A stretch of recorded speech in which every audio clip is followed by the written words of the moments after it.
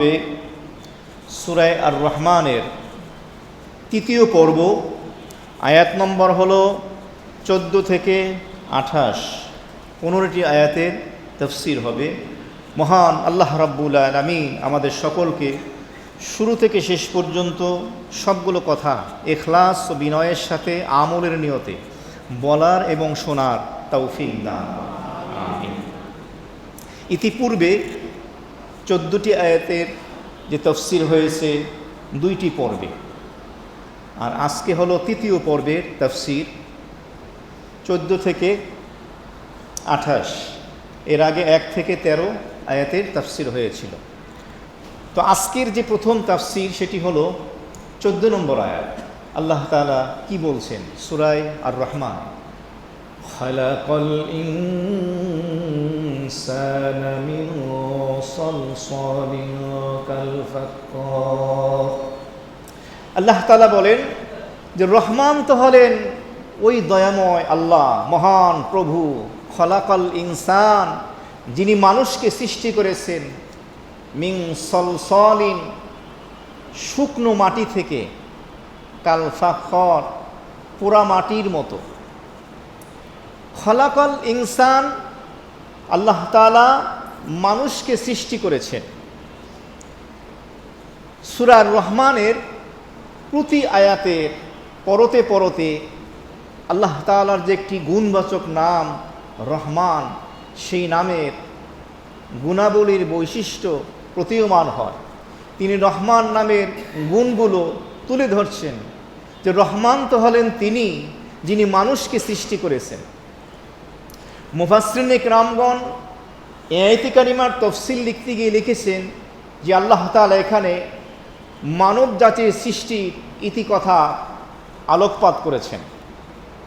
তাফসীরের ভিতরে এসছে খালাকাল ইনসান, রহমান আল্লাহ তাআলা মানুষকে সৃষ্টি করেছেন।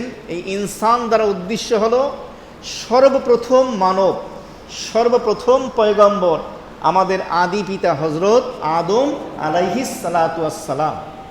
তো আদম আলাইহিস সালাতু ওয়াসসালামকে আল্লাহ তাআলা সৃষ্টি করেছেন মাটির থেকে, আর পরবর্তীতে আদম এবং হাওয়া আলাইহিমুস সালাতু ওয়াসসালামের বংশের মাধ্যমে এই যে বনি আদমের বংশ পরম্পরা ধারাবাহিকতার সূচনা হয়েছে, কিয়ামত পর্যন্ত চলতে থাকবে।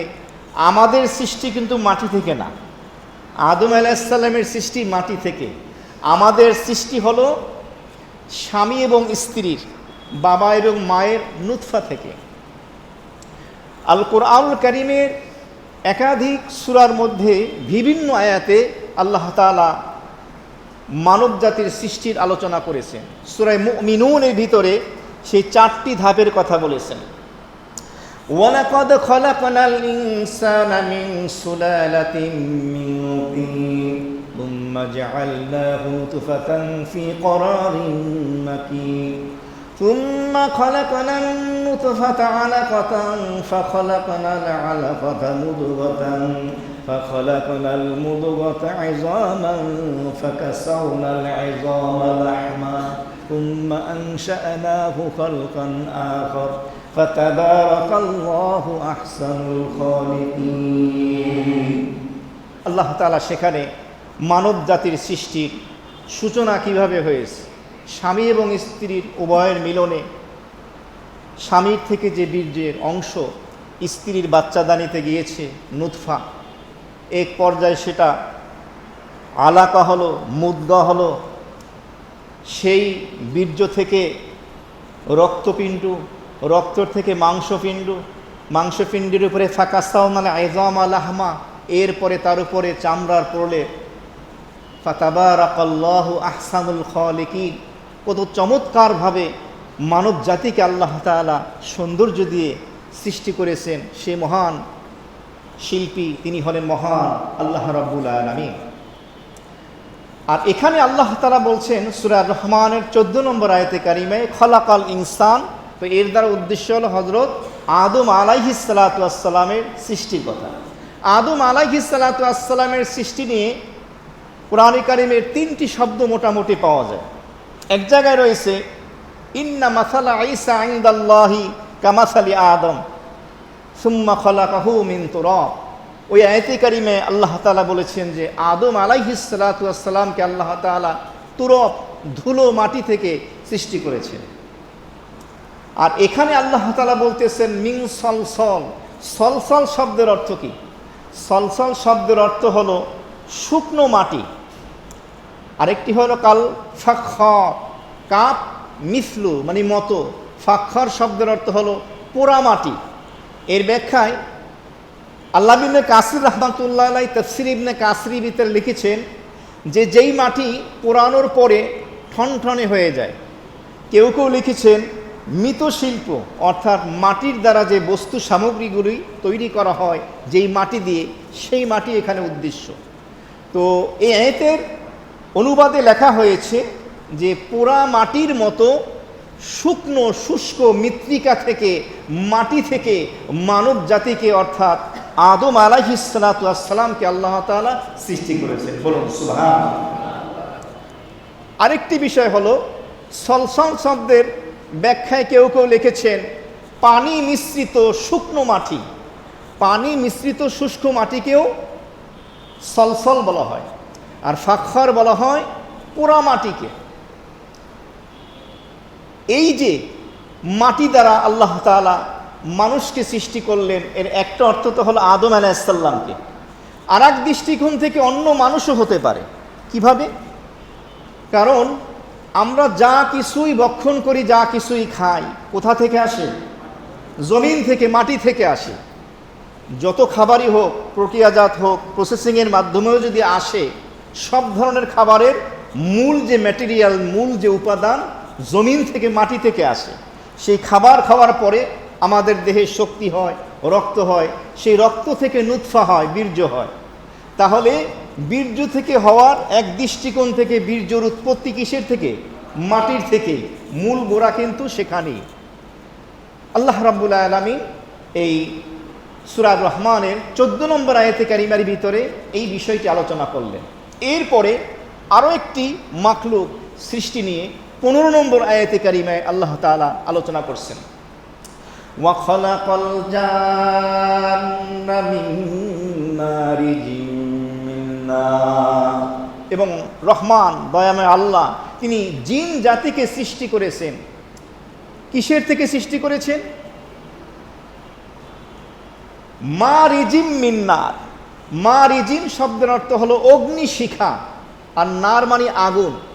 অগ্নিশিখা থেকে আল্লাহ তাআলা জিন জাতিকে সৃষ্টি করেছেন, যারা জিন্নাত। এই আয়াতে কারিমার তাফসীর লিখতে গিয়ে মুফাসসিরিন কিরামগণ লিখেছেন যে আল্লাহ তাআলা যেমনিভাবে মানব জাতিকে মাটি দ্বারা সৃষ্টি করেছেন, মালায়েকা ফেরেশতাদেরকে সৃষ্টি করেছেন নূর দ্বারা, আর জিন জাতিকে আল্লাহ তাআলা সৃষ্টি করেছেন অগ্নিশিখা, আগুন দ্বারা।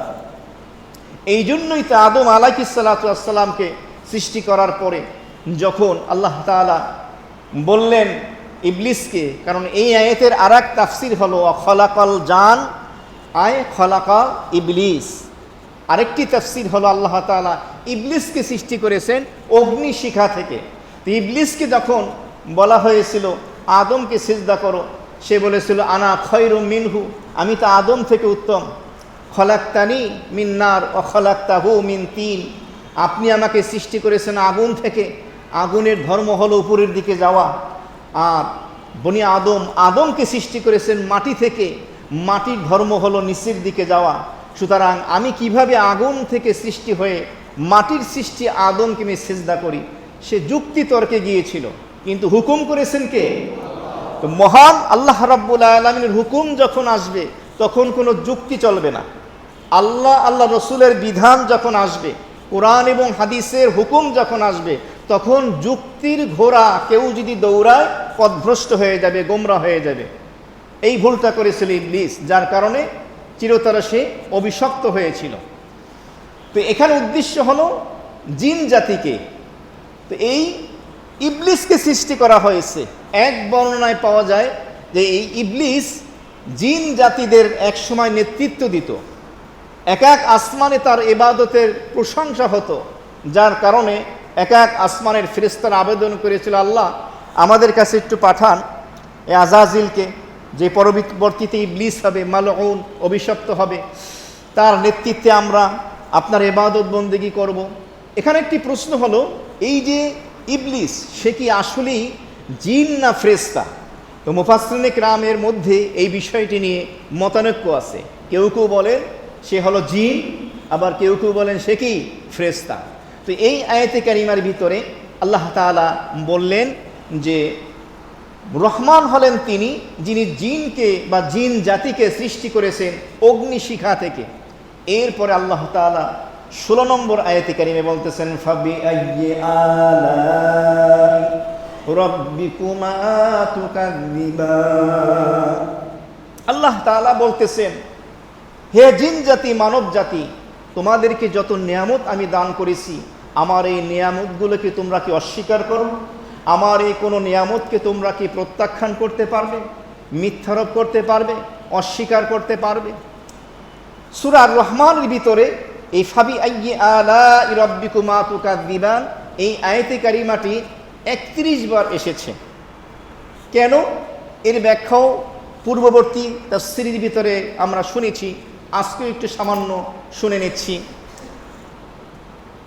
ইতিপূর্বে জিন জাতির সৃষ্টির কথা যে আল্লাহ তাআলা বলেছেন, তাফসীরের ভিতরে এসছে রাসূলুল্লাহ সাল্লাল্লাহু আলাইহি ওয়াসাল্লামের জীবদ্দশায় 6 বার অথবা 7 বার জিন সম্প্রদায়ের মজলিসে আল্লাহর হাবিব তাশরীফ রেখেছিলেন। যেমন মক্কাতে মসজিদুল জিন নামে, জিন মসজিদ নামে একটি মসজিদ আছে। আপনারা হজ এবং ওমরার সফরে গিয়েছেন, সেখানে হয়তো গিয়ে থাকবেন, অনেকেই যান। এই জিন মসজিদ যেখানে এখন হয়েছে, বিরান ভূমি ছিল, লোকালয় শূন্য, জনমানবহীন। সেখানে একদিন জিন জাতিদের মধ্যে থেকে কিছু জিন একত্রিত হলো, তারা একটি সভা করলো। এক বর্ণনায় এসে আল্লাহর হাবিবকে সেখানে আমন্ত্রণ জানানো হলো যে আপনি আমাদের এখানে তশরিফ রাখুন। আল্লাহর হাবিব সেখানে গেলেন, সাথে নিয়ে গেলেন তার এক সাহাবী আব্দুল্লাহ ইবনে মাসউদ রাদিয়াল্লাহু তাআলা আনহুকে। এরপরে যখন সেখানে গিয়ে পৌঁছলেন, জিনদের মধ্যে থেকে এক ব্যক্তি এসে নবীজিকে বললেন যে আপনার সাথে যে ছোট্ট বালকটি আছে, একে আমাদের মজলিসে নিয়ে আসবেন না।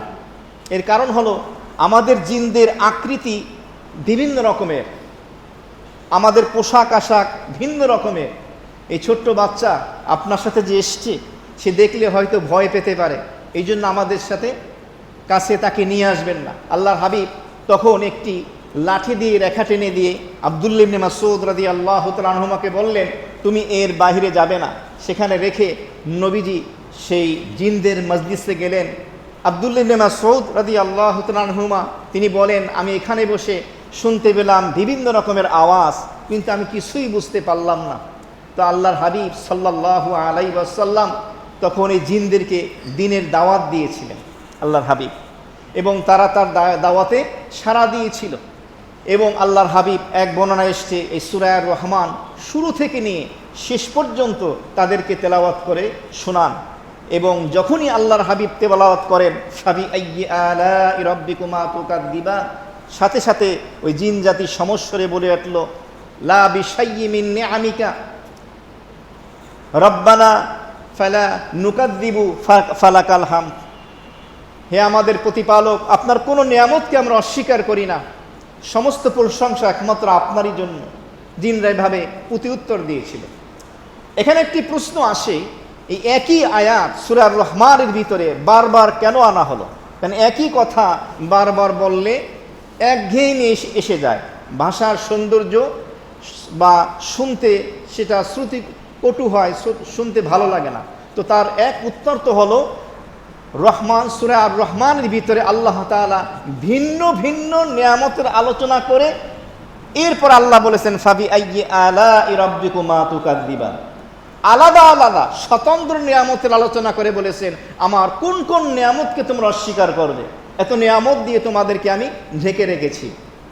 আর একটা অর্থ হলো যে আরবি ভাষার মধ্যেও প্রবন্ধ এবং কবিতা, গদ্য পদ্যের ভিতরেও এভাবে শব্দের একাধিকবার ব্যবহারের প্রচলন রয়েছে।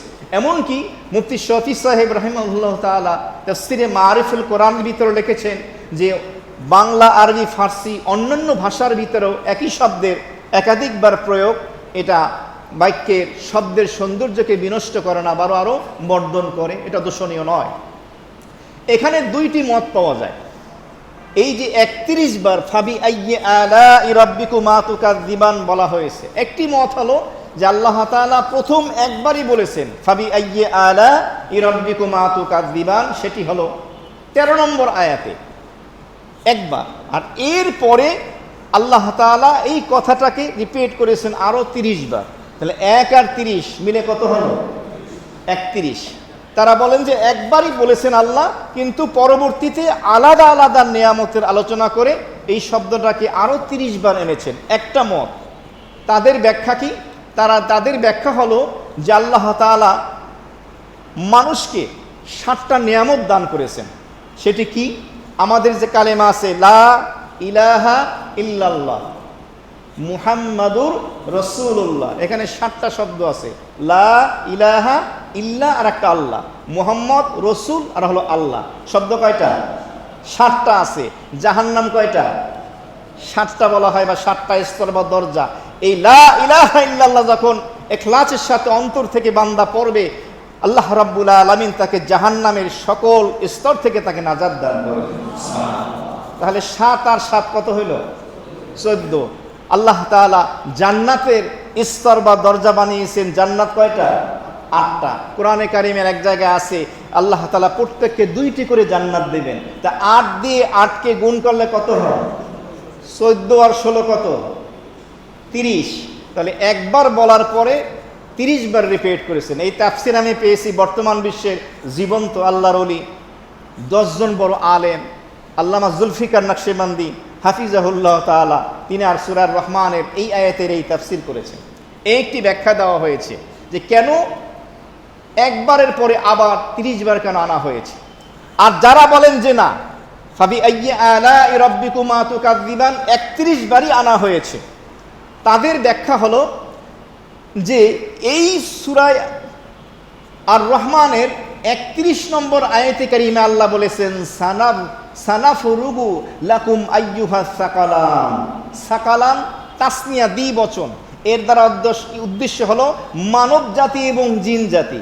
আল্লাহ বলতেছেন, হে মানব জাতি, হে জিন জাতি, আমি কি তোমাদের জন্য অবসর হইনি? অবসর হওয়ার মানে কি? আমি তোমাদের জন্য অবসর হয়ে বসে আছি, ফ্রি হয়ে বসে আছি, তোমরা আমার ইবাদতে মশগুল কেন হচ্ছ না? এখানে আল্লাহ তাআলা ধমক দিচ্ছেন। কেন? এই সূরার আগের সূরার নাম হলো সূরা কমর। সূরা কমরের ভিতরে আল্লাহ তাআলা 3 থেকে 4 বার বলেছেন ফাকাইফা কানা আযাবি ওয়া নুযুর। নাফরমান বান্দাদেরকে সতর্ক করতে গিয়ে আল্লাহ বলেছেন আমার শাস্তি এবং সতর্কতা কেমন ছিল, একথা বলেছেন। আর 31 নম্বর আয়াতে সূরা আর রহমান এসে বললেন জিন জাতি এবং মানব জাতি, তোমাদের জন্য কি আমি অবসর হইনি? তা আল্লাহ তো সবসময় অবসর, এটা বুঝানোর জন্য বললেন, ধমকি দিলেন। মা যেমন সন্তানকে ধমকি দেয়, এমন ধমকি দিলেন। এখন ধমকি দেওয়ার কারণে বান্দা যেন ভীত সন্ত্রস্ত না হয়, ভয়ে যেন না পেয়ে যায়, এই জন্য আল্লাহ তাআলা বারবার বিভিন্ন রকমের নিয়ামতের আলোচনা সূরা আর রহমান গোটা সূরার ভিতরে আলোচনা করতেছেন, আর বারবার বলতেছেন ফাবি আইয়ি আলাই রাব্বিকুমা তুকাযযিবান, আমার কোন নিয়ামতকে তুমি অস্বীকার করবে? এটা হলো যারা বলেন যে 31 বার আলোচনা করা হয়েছে। সুবহানাল্লাহ বলবেন। কি চমৎকার এই ব্যাখ্যা মুফাসসিরিনে কেরামগণ তারা এভাবে দিয়েছে। আল্লাহর হাবিব সাহাবায়ে কেরামকে সূরা আর রহমান শুরু থেকে শেষ পর্যন্ত তেলাওয়াত করে শুনিয়েছেন। সাহাবায়ে কেরাম চুপ ছিলেন। নবীজি শেষে কি বলেছিলেন? ও সাহাবীরা, জিন জাতিকে আমি তেলাওয়াত করে শোনালাম, যখনই বলি ফাবি আইয়ি আলাই রাব্বিকুমা তুকাযযিবান, সাথে সাথে তারা এই নিয়ামতের শুকরিয়া আদায় করেছে, তোমরা তো কিছুই বললা না। প্রশ্ন আসে, জিন জাতি বুঝতে পারলো, মানব জাতি কি বুঝতে পারলো না? তখন তার উত্তরে বলা হয় যে জিন জাতি আসলে বুঝতে পেরেছে কথা ঠিক, কিন্তু মানব জাতি যখন দেখতেছে আল্লাহ তাআলা সূরা রহমানের ভিতরে পাতায় পাতায়, পৃষ্ঠায় পৃষ্ঠায়, পরতে পরতে, আয়াতে আয়াতে ভিন্ন ভিন্ন নিয়ামতের কথা বলতেছেন, আর বলতেছেন ফাবি আইয়ি আলাই রাব্বিকুমা তুকাযযিবান, মানব জাতি অবাক হয়ে বিস্ময়াভিভূত হয়ে তারা শুনতেছে। বলুন সুবহানাল্লাহ। এত নিয়ামত আমাদেরকে দেওয়া হচ্ছে, এবং আমাদেরকে বারবার আল্লাহ তাআলা সতর্ক করতেছেন। তো এখানে এই যে ফাবি আইয়ি আলাই রাব্বিকুমা তুকাদ্দিবান, সূরা রহমানে 31 বার যে এখানে আল্লাহ তাআলা উল্লেখ করেছেন, এর দ্বারা বান্দাকে আল্লাহ সতর্ক করতেছেন নিয়ামতের দিকে। আল্লাহ তাআলা উৎসাহ দিতেছেন যাতে করে বান্দা আল্লাহ তাআলার এই বিধি বিধানগুলো সঠিকভাবে পালন করে। আল্লাহ আমাদের পালনের তৌফিক দান করুন। এবার আসি সূরা রহমানের 17 নম্বর আয়াতে কারিমা কি বলে? রব্বুল মাশরিকাইনি ওয়া রব্বুল মাগরিবাইনি। রহমান আল্লাহ দয়াময়, তিনি তো হলেন দুই উদয়াচল এবং দুই অস্তাচলের প্রভু। মাশরিকুন শব্দের অর্থ হলো যেখান থেকে উদয় হয়, আর মাগরিব শব্দের অর্থ হলো যেখানে অস্তমিত যায়। আরবি ভাষায় যেমন 4টা দিক বলে, আমরা যেমন বলি উত্তর দক্ষিণ পূর্ব পশ্চিম, আরবিতে শিমাল অর্থ উত্তর, জুনুব অর্থ দক্ষিণ, মাশরিক অর্থ পূর্ব, আর মাগরিব অর্থ পশ্চিম। সূর্য ওঠে কোন দিকে? পূর্ব দিকে। অস্ত যায় কোন দিকে? পশ্চিম দিকে। এই জন্য আল্লাহ বলেছেন রব্বুল মাশরিকাইন। মাশরিকাইন হলো দ্বিবচন, অর্থাৎ উদয়াচল, দুই উদয় অচলের প্রভু প্রতিপালক রব, তিনি হলেন রহমান আল্লাহ। রব্বুল মাগরিবাইন, এবং দুই অস্তাচলের প্রভু মহান, তিনি হলেন আল্লাহ, তিনি হলেন রহমান। মুফাসসিরিন কিরামগণ এর ব্যাখ্যা দিয়েছেন, এক তো হলো সূর্য যেখান থেকে উদিত হয়, সূর্য যেখানে অস্ত যায়, পূর্ব এবং পশ্চিম দিগন্ত, যাকে উদয়াচল এবং অস্তাচল বলা হয়। আমরা ইতিপূর্বে সূরা কাহাফের ভিতরে শেষের দিকে আমরা যুলকারনাইনের তাফসীর শুনেছিলাম, যে তিনি পৃথিবীর এক প্রান্ত থেকে আর এক প্রান্তে ভ্রমণ করেছিলেন, উদয় এবং অস্তাচল তিনি দেখেছিলেন, যে আলোচনা আমরা শুনেছি। এই যে আল্লাহ তাআলা বললেন তিনি রহমান, দুই উদয়াচল এবং অস্তাচলের রব, এর দ্বারা তিনি কি বুঝালেন? মুফাসসিরিন কিরামগণ তারা লিখেছেন, এর দ্বারা আল্লাহ তাআলা বুঝালেন যে শীত এবং গ্রীষ্মের যে মৌসুম আসে, শীত এবং গ্রীষ্ম গরম, এই দুই মৌসুমে সূর্য উদয়ের ক্ষেত্রেও স্থান পরিবর্তন হয়, অস্ত যাওয়ার ক্ষেত্রেও স্থান পরিবর্তন হয়, বদল হয়, এটা বোঝানোর উদ্দেশ্য। দিন কখনো ছোট হয়, দিন কখনো বড় হয়। যেমন গরমের দিনে দিন হয় বড়, রাত হয় ছোট। শীতের দিনে দিন হয় ছোট, রাত হয় বড়। এর মাধ্যমে আল্লাহ তাআলা বুঝাচ্ছেন যে উদয় এবং অস্তাচলের যে মহান রব, তিনি হলেন কে? আল্লাহ। সুতরাং ফাবি আইয়ি আলাই রাব্বিকুমা তুকাদ্দিবান, ও জিন জাতি এবং মানব জাতি, তোমরা আল্লাহ তাআলার কোন কোন নিয়ামতকে অস্বীকার করবে? কোন নিয়ামতকে অস্বীকার করবে, মিথ্যারোপ করবে? জিন জাতি এবং মানব জাতি, আরও তো বিভিন্ন জাতি আছে, শুধু এই দুই জাতিকে কেন বলা হয়েছে? তাফসীরের ভিতরে আসছে সমস্ত মাখলুকের ভিতরে একমাত্র মানব জাতি এবং জিন জাতি, তারাই হলো মুকাল্লাফ, তাদেরই একমাত্র আল্লাহ তাআলার হুকুম এবং বিধান মেনে চলতে হয়, এই জন্য তাদেরকে সম্বোধন করা হয়েছে। এরপরে আসি আমরা 18 নম্বর আয়াতে কারিমা, যেটা বললেন ফাবি আইয়ি আলাই রাব্বিকুমা তুকাদ্দিবান, যার তাফসীর আমরা ইতিপূর্বে শুনেছি। 19 নম্বর আয়াতে কারিমা আল্লাহ বলতেছেন মারাজাল বাহরাইনি ইয়ালতাকিয়ান। বোঝার বিষয়, মারাজা এর অর্থ হলো যিনি প্রবাহিত করেন। বাহরাইনে, বাহরুন শব্দের অর্থ হলো সমুদ্র, এর তাসনিয়া দ্বিবচন হলো বাহরাইনে। রহমান আল্লাহ রাব্বুল আলামিন দয়াময় আল্লাহ, তিনি হলেন যিনি দুইটি সমুদ্রকে প্রবাহিত করেন। দুইটি সমুদ্র পানি প্রবাহিত হয়, এলতাকিয়ান মিলিত হয়ে দুইটা সমুদ্র এভাবে পাশাপাশি চলতে থাকে। কিভাবে?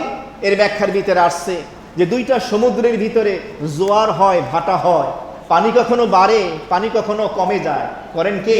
আল্লাহ। তো দুইটা সমুদ্র পাশাপাশি মিলিত হয়ে এভাবে প্রবাহিত করছেন আল্লাহ।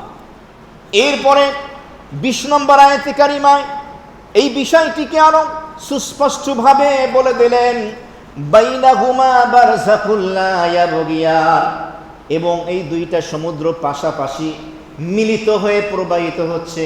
তবে দুইটা সমুদ্রের মাঝখানে একটা প্রতিবন্ধক আছে, একটা অন্তরায় আছে, একটা প্রাচীর আছে, একটা অদৃশ্য দেয়াল আছে, যার কারণে একটা আর একটাকে অতিক্রম করতে পারে না।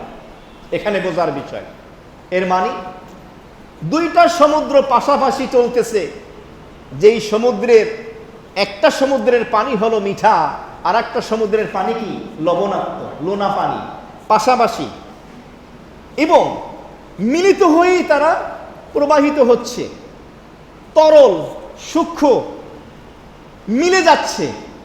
এরপরও দুই সমুদ্রের মাঝখানে আল্লাহ তাআলা একটি অদৃশ্য প্রাচীর, যেটা দেখা যাচ্ছে না, তৈরি করে দিলেন। আসলে তো দেয়াল না, প্রাচীর না, আল্লাহর অদৃশ্য হুকুম। এক সমুদ্রের পানি আর এক সমুদ্রের পানির সাথে মিশ্রিত হতে পারে না। লোনা পানি মিষ্টি পানির সাথে মিলিত হয় না, মিঠা পানি লোনা পানির সাথে মিশ্রিত হয় না। করেন কে? আল্লাহ। সাদা পানি কালো পানির সাথে মিশ্রিত হয় না, কালো পানি সাদা পানির সাথে মিশ্রিত হয় না। পরিষ্কার পানি ঘোলা পানির সাথে, ঘোলা পানি পরিষ্কার পানির সাথে। আপনারা নদী পথে, সমুদ্র পথে যাত্রাকালে দেখছেন, একদিকের পানি সাদা আর একদিকের পানি কালো। সেন্ট মার্টিন দ্বীপে গেলে আপনি দেখতে পাবেন, সম্ভবত এমন একটা জায়গা আছে, একদিকের পানি সাদা আর একদিকের পানি কালো, ঢেউ হয় কিন্তু। এরপরে খেয়াল করে দেখবেন যে একদম সমান রেখা টানা আছে, ঢেউ খেয়ে পানি কিন্তু যায়, কিন্তু পানি গেলেও আবার সে কালোটা কালোর জায়গায় থাকে, সাদাটা সাদার জায়গায় থাকে। করেন কে? কি চমৎকার ব্যবস্থাপনা আল্লাহ রাব্বুল আলামিন করে রেখেছেন। এই পানিগুলো পাশাপাশি মিশ্রিত হয়, এই পানিগুলো উপর নিচে মিশ্রিত হয়, তরল হওয়া সত্ত্বেও এরপরও এই আলাদা হয়ে চলতেছে এই পানি। এই জন্য আল্লাহ বলেছেন বাইনাহুমা বারযাখুন লা ইয়াবগিয়ান, পাশাপাশি যে দুইটি সমুদ্র আল্লাহ তাআলা প্রবাহিত করলেন, তার মাঝখানে এমন একটা অন্তরায় রয়ে গেল যে একটি আরেকটিকে অতিক্রম করে না, একটা আরেকটার সাথে মিশ্রিত হয় না। তিনি হলেন রহমান। একথা বলার পরে আল্লাহ তাআলা এই নিয়ামতের কথা স্মরণ করিয়ে দিলেন। আল্লাহ রাব্বুল আলামিন বললেন ফাবিআইয়ি আলাই রাব্বিকুমা তুকাযযিবান, সুতরাং তোমরা আমার কোন কোন নিয়ামতকে অস্বীকার করবে? আমার কোন নিয়ামতকে তোমরা মিথ্যারোপ করতে পারবে না, অস্বীকার করতে পারবে না। এটা বললেন আল্লাহ তাআলা 21 নম্বর আয়াতে।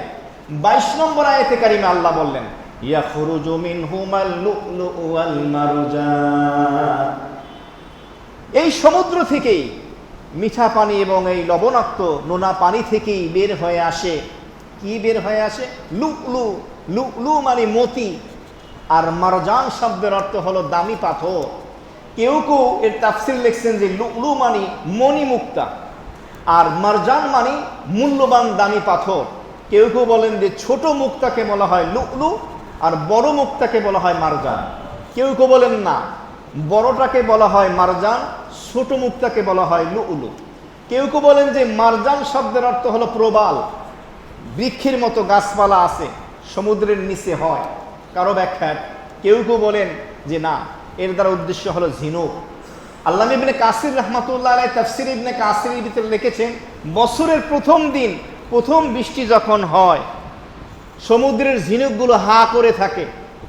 সমুদ্রের ঝিনুক যে হা করে আছে, আকাশ থেকে যে বৃষ্টি বর্ষণ হচ্ছে, বৃষ্টির একটা ফোঁটা যখন ওই ঝিনুকের পেটের ভিতরে যায়, ঝিনুক তার মুখটাকে বন্ধ করে নেয়। ওই বৃষ্টির ফোঁটাকে ঝিনুকের পেটের ভিতরে আল্লাহ মণিমুক্তা বানায় নেয়।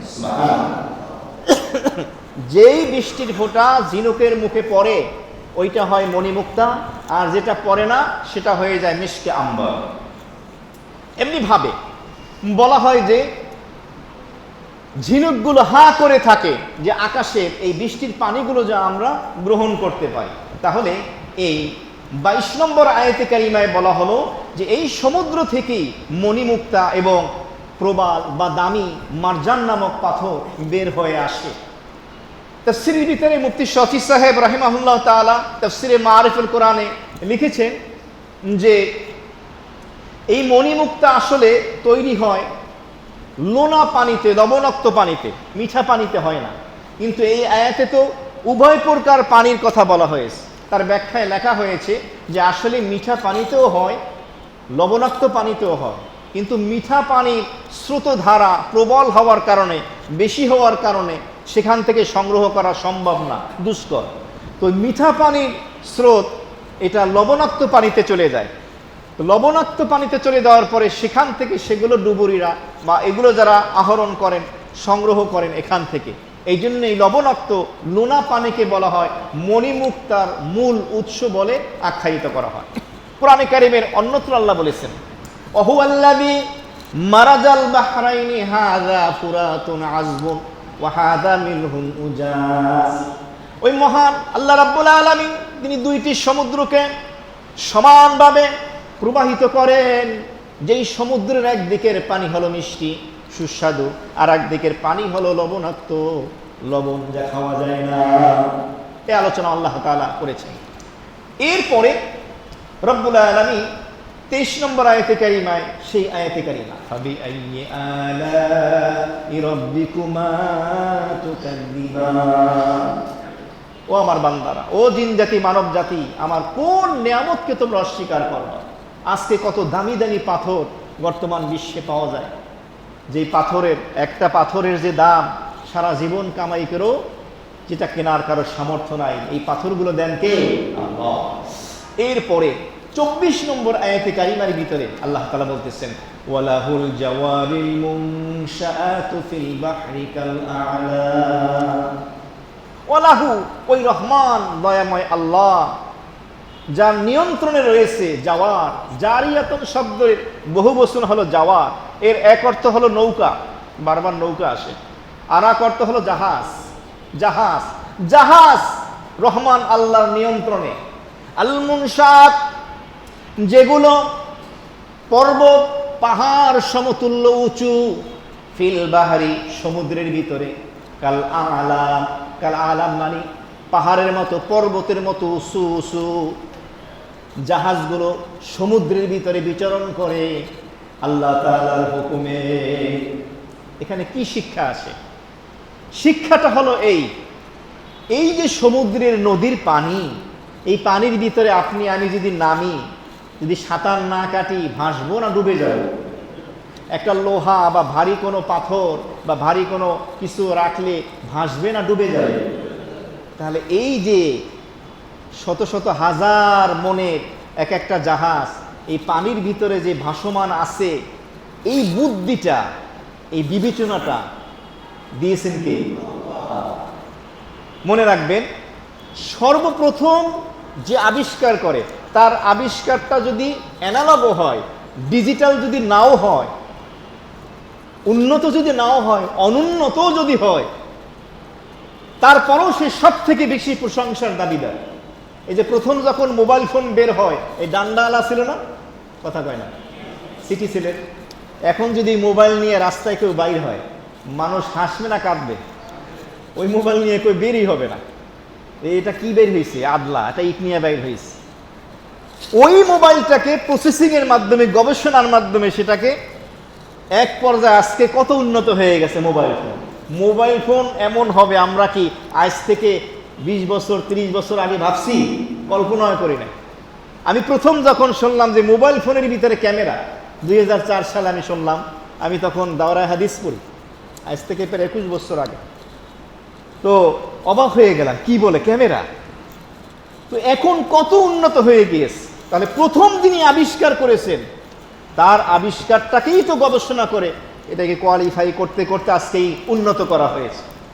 প্রথম যিনি করেছেন তার সুনামটাই বেশি। আর আপনি ইতিহাস ঘাটলে দেখবেন, বড় বড় গবেষক, বিজ্ঞানী, আবিষ্কারক যারা আছেন তা মুসলিম ছিলেন, বড় বড় মুসলমান তারা ছিলেন। এখন তা আমাদের কপাল খাইছে। এখন আমাদের বাংলাদেশে ইউনিভার্সিটি, বিশ্ববিদ্যালয়, গবেষণাগার থেকে স্বৈরাচার বাইরে এক একটা বাইর হয়, আর এক একটা মন্ত্রণালয়ে যায়, সচিব হয়, বিভিন্ন দায়িত্ব পায়, বেতনে সন্তুষ্ট না, উপরই লাগবে। তার বেতন পায় হয়তো 50,000 1 লাখ, ওনার উপরই লাগবে, উপরই ছাড়া পোষায় না।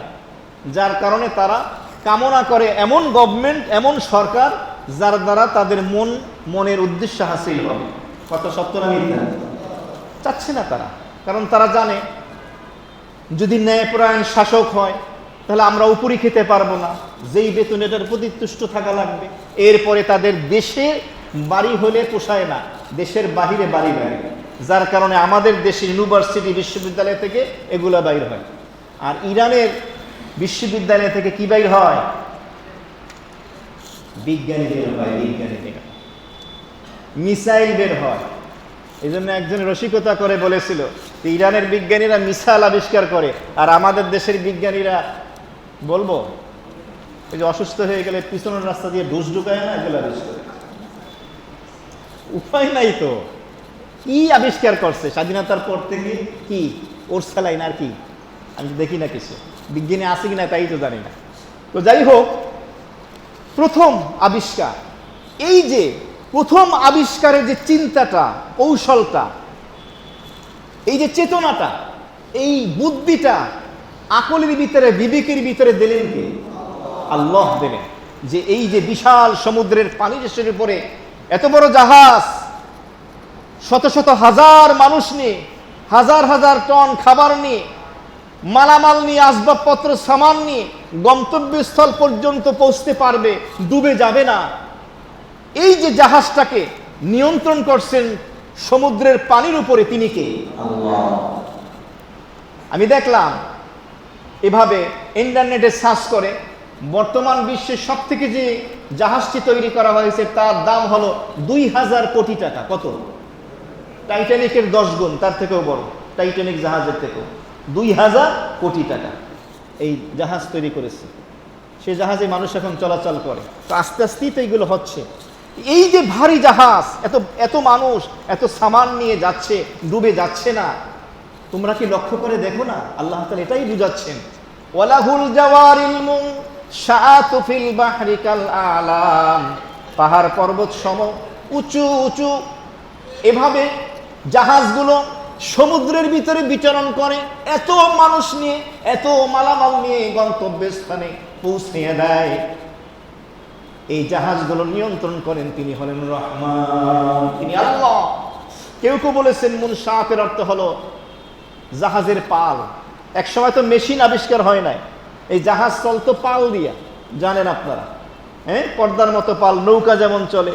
তো যখন যেই দিকে বাতাস পালটা ধরতো সেখানে নিয়ে যেত, এর মাধ্যমেও তারা যেতে পারতো, এই জাহাজের মাধ্যমে, পালের মাধ্যমে। এ কথাটাই বোঝানো হয়েছে। এরপর আল্লাহ তাআলা বলতেছেন 25 নম্বর আয়াতে, ফাবিআইয়ি আলাই রাব্বিকুমা তুকাযযিবান।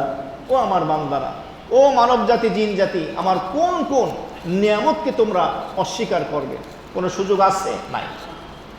আয়াতের তাফসীর তো আমরা শুনেছি। এরপর আল্লাহ তাআলা 26 নম্বর আয়াতে বলতেছেন, কুল্লু মান আলাইহা ফান।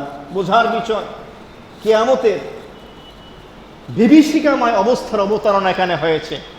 কিয়ামত যখন প্রতিষ্ঠিত হবে, সংগঠিত হবে, তখন পৃথিবীর অবস্থাটা কেমন হবে আল্লাহ তাআলা এখানে তুলে ধরেছেন এই 26 নম্বর আয়াতে কারিমা।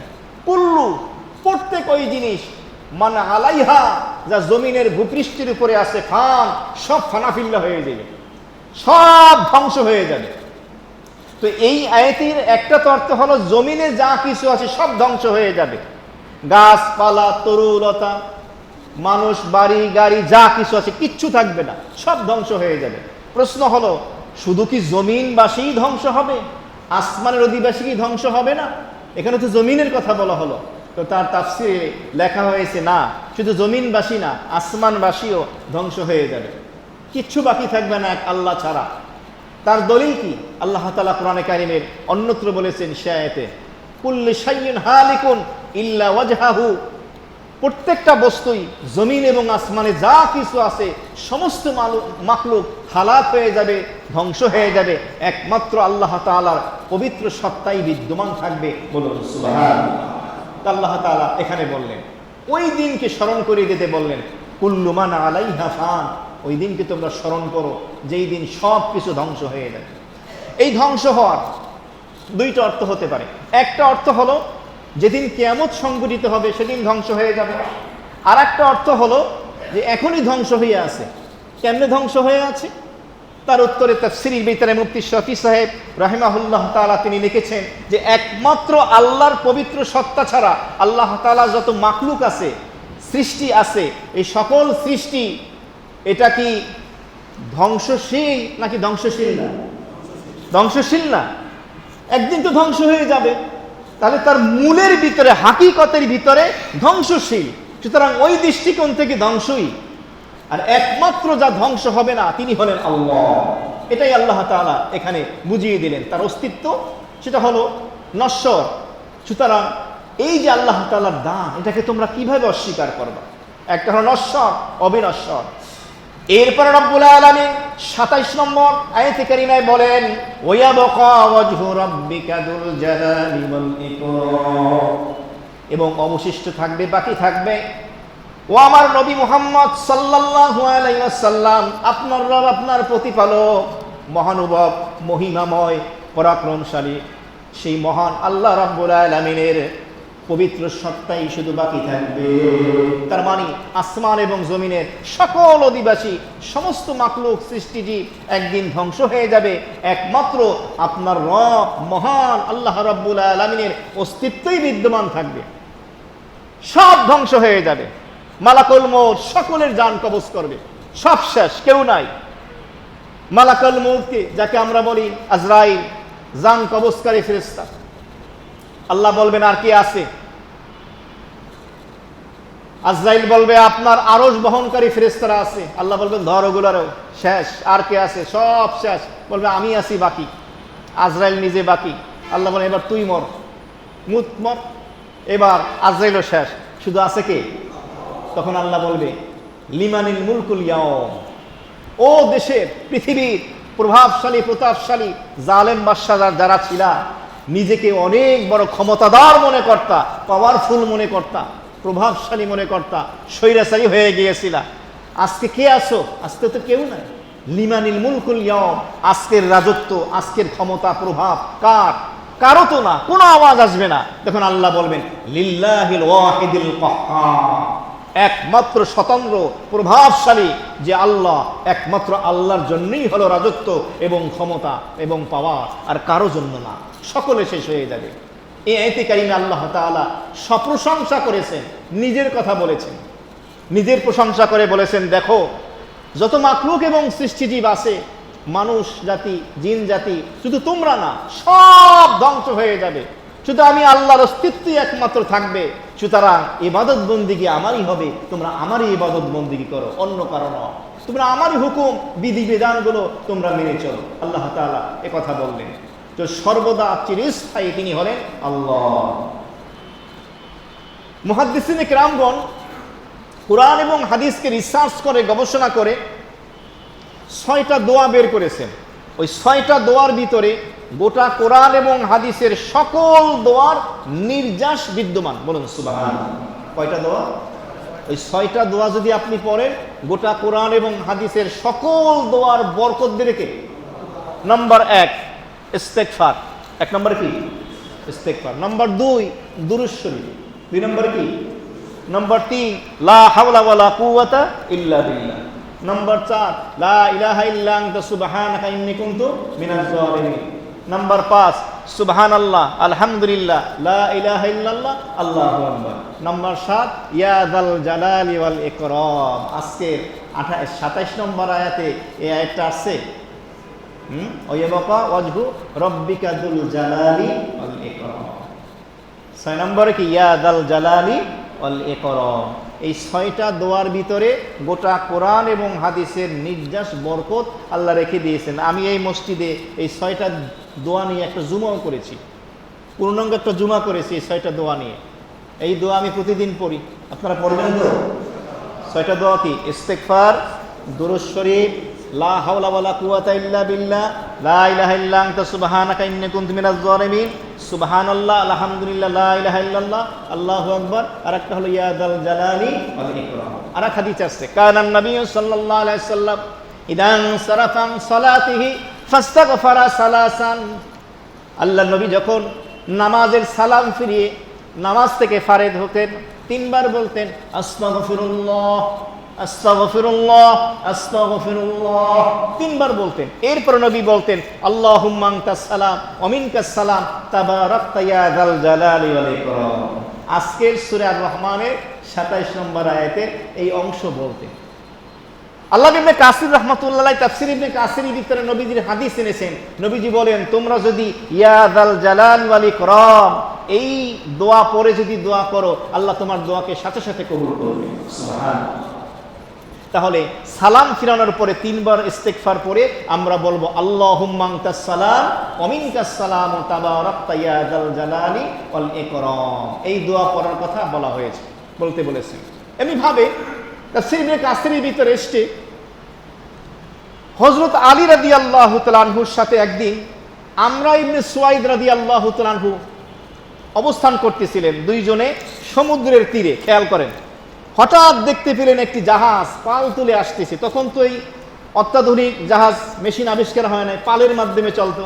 আলী রাদিয়াল্লাহু তাআলা আনহু দাঁড়িয়ে গেলেন, 2 হাত দিয়ে ইশারা করে বললেন, ওই যে কিছুক্ষণ আগে গেছে 24 নম্বর আয়াত, ওয়ালাহুল জাওয়ারিল মুনশাআতু ফিল বাহরি কাল আ'লাম।